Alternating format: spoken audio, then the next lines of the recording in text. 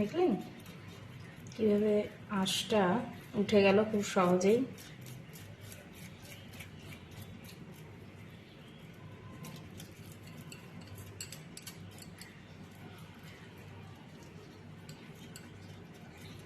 আচ্ছা, হয়ে গেল। মাছটাকে আমি একটু জলে ডুবিয়ে দেখে নেব যে কোনো জায়গায় আঁশ আছে কিনা। না, আমি খুব সুন্দরভাবে ক্লিন করেছি। আপনি একটু হাত দিয়ে তারপরে একটু ঘষেও নিতে পারেন, যাতে যেগুলো আলগাভাবে লেগে আছে সেগুলো খুব সহজেই আঙুলের একটু ঘষাতে উঠে যাবে। তারপরে আমি মাছের কানকোটা ঠিক এইভাবে কেটে নেবো।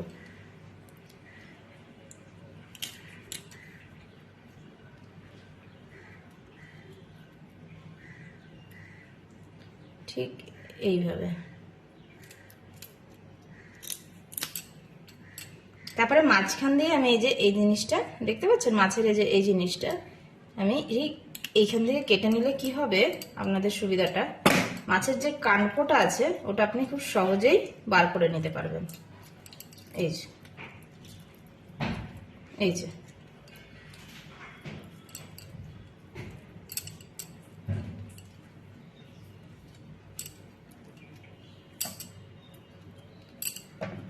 এরপর আমি মাছের পেটটা গেলে নেবো। আর এটা আমাদের মাথায় রাখতে হবে যাতে মাছের পিত্তিটা যাতে না গলে যায়, তাহলে কিন্তু মাছটা তেতো হয়ে যাবে। এইরকম ভাবে মাছটা পেটটা একটু কেটে নিলাম, যাতে পেটের ভিতরের সমস্ত ব্যাপারটা ঠিক এইরকম ভাবে বেরিয়ে আসতে পারে। আস্তে করে আমি মাছের এই দেখুন পিত্তিটা যাতে না গলে ঠিক সেই রকম ভাবে আমাদের কিন্তু কাটতে হবে, খুব হালকা করে, যাতে পিত্তি যাতে না গলে যায়।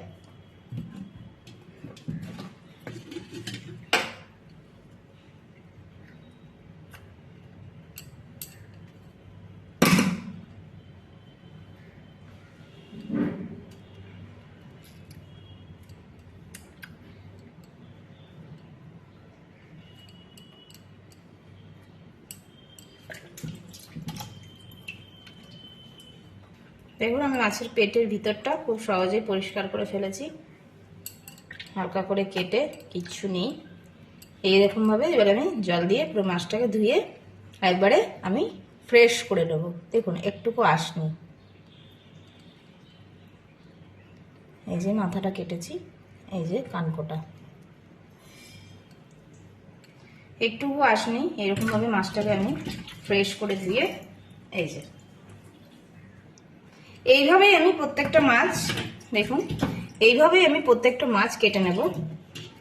কেটে নিয়ে আপনাদের আজকে খুব পাতলা করে, এই গরমে খুব পাতলা করে একটা ঝোল করে খুব সহজেই আপনাদের দেখাতে চলেছি। তো আপনারা আমার সাথে থাকবেন। তো বন্ধুরা, আমি এবার মাছটা ধুয়ে নিয়ে চলে এসেছি, নুন হলুদ মাখিয়ে রেখেছি। এরপর আমি মাছটাকে ভেজে নেব। তো বন্ধুরা, তেল প্রচণ্ড গরম হয়ে গেছে, আর একদম হাই হিটে তেলটাকে গরম করতে হবে, নয়তো মাছটা কিন্তু ভাজা যাবে না। তো আমি এবারে যে মাছগুলো ধুয়ে নুন হলুদ মাখিয়ে রেখেছি সেই মাছগুলো এক এক করে ভেজে নেব।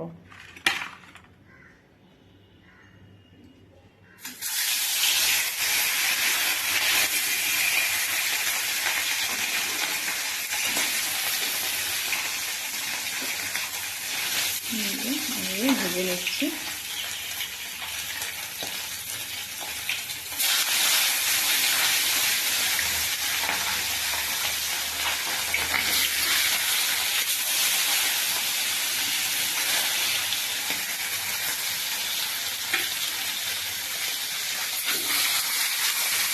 বন্ধুরা, মাছটা ভাজা হয়ে যাক, তারপরে আপনাদের আমি আজকে নতুন একটা মাছের ঝোলের রেসিপি দেখাবো।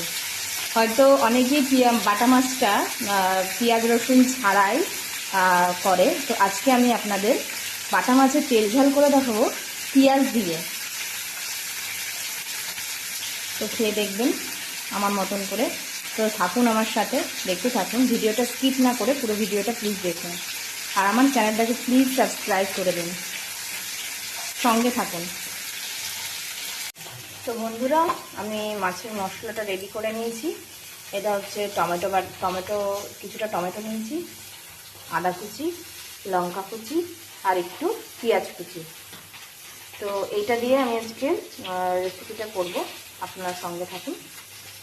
মাছটা ভাজা হয়ে গেছে, এরপর আমি স্টার্ট করব। তো আমি এই মশলার বাটিটাতে মিক্সারে আমি টমেটো, আদা কুচি, লঙ্কা আর কিছুটা জিরে নিয়ে নিয়েছি।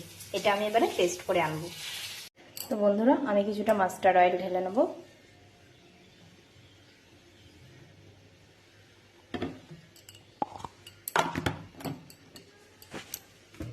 তো এবার আমি এই পেঁয়াজটা দেওয়ার আগে কিছুটা জিরে দেব কড়াইতে ফোড়ন।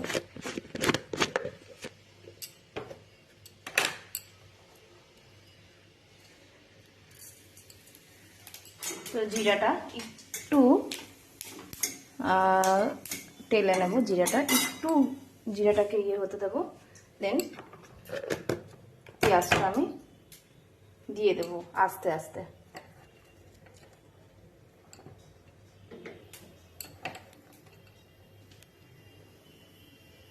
জিরাটা একটু হয়ে গেলেই আমি এবারে পেঁয়াজটা দিয়ে দেবো।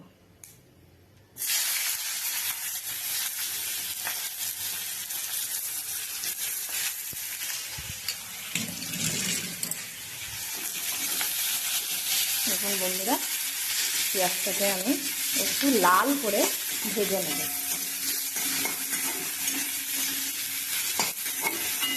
বাটা মাছে একটু পেঁয়াজ দিয়ে খেতে বেশ ভালোই লাগে। আপনারা আমার রেসিপিটা দেখতে থাকুন, ঘরে অবশ্যই ট্রাই করবেন আর বাড়ির সকলকে খাওয়াবেন। আশা করি আমার রেসিপিটা তাদের ভালোই লাগবে। তো আমি পেঁয়াজটা লাল করে একটু ভেজে নিই। দেখুন বন্ধুরা, আমি মশলাটা ঢেলে দিলাম।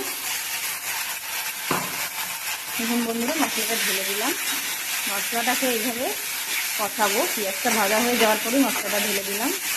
মশলাটা এখন কষাবো। বন্ধুরা, মশলাটা কষাচ্ছি। এরপর আমি আস্তে আস্তে এখানে দিয়ে দেবো অল্প মতন হলুদ,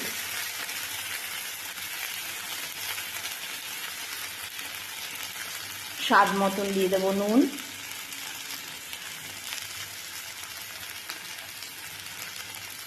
আর দিয়ে দেবো একটু সামান্য পরিমাণে কাশ্মীরি মির্চ।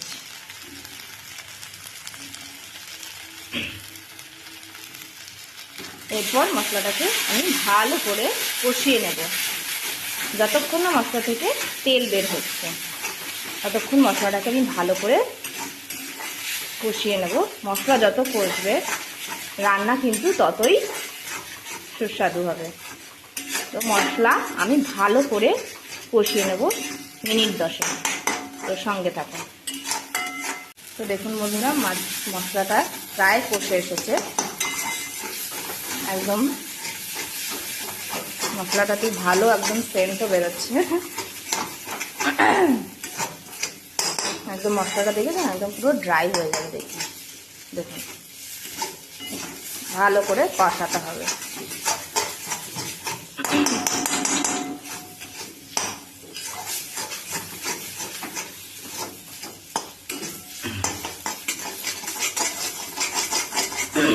এরপর আমি জলটা দিয়ে দেবো আস্তে আস্তে।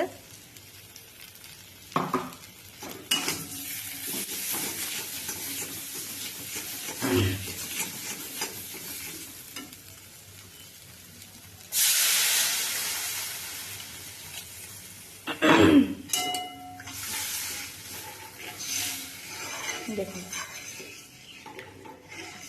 আমার মাছের ঝোলের কালারও সুন্দর এসেছে। হ্যাঁ, অবশ্যই আমি আরেকটু জল দেবো। এবার ঝোলটাকে আমি একটু ফুটতে দেবো। তারপর আমি মাছগুলোকে আস্তে আস্তে দিয়ে দেবো ঝোলের মধ্যে। তো বন্ধুরা, ঝোলটা প্রায় ফুটেই উঠেছে। আমি মাছগুলোকে আস্তে আস্তে সব দিয়ে দিচ্ছি ঝোলের মধ্যে।